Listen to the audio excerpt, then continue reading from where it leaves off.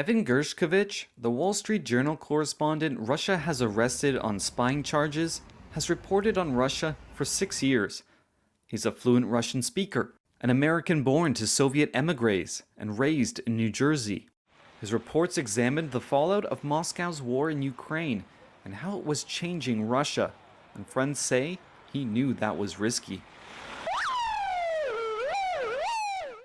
Gershkovich has pleaded not guilty. This was the reaction from the White House. This espionage charges are ridiculous. The targeting of American citizens by Russian government is unacceptable. We condemn the detention of Mr. Gershkovich in the strongest terms. Gershkovich joined the Journal just as Russia invaded Ukraine last year. He'd live in London, but traveled to Russia frequently as an officially accredited correspondent. It was on one such trip to the industrial town of Yekaterinburg in the Ural Mountains that he was arrested in late March by the Federal Security Service, or FSB. Russian Foreign Ministry spokeswoman Maria Zakharova. This is what he claimed to be, but what he has been doing in Yekaterinburg, I'm speaking about this case only, for now, was not journalism. I do not know if there are any other cases, but the allegations made by our intelligence services today were not related to his journalism. They are related to non-journalistic activity. Among Gershkovich's reports were indications Russian forces were taking heavy losses and a detailed account of what went wrong with the invasion plan.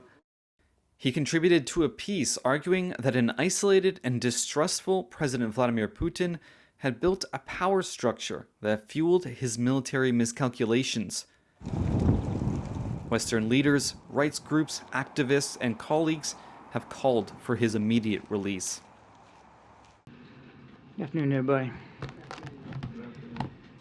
Gershkovich, do you have any insight into why the Russians are refusing him consular access, and do you have any updates on efforts by the I wish we did. I wish we did, Sabrina. We still haven't been able to get consular access, and that's an issue that we continually bring up through our embassy in Moscow with the Russians. I wish I had a good answer for that because it's inexcusable. We need to get consular access to Evan.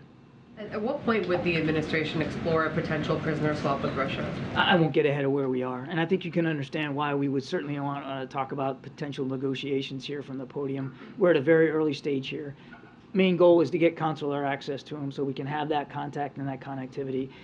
We're doing what we can to keep his employer and the family informed.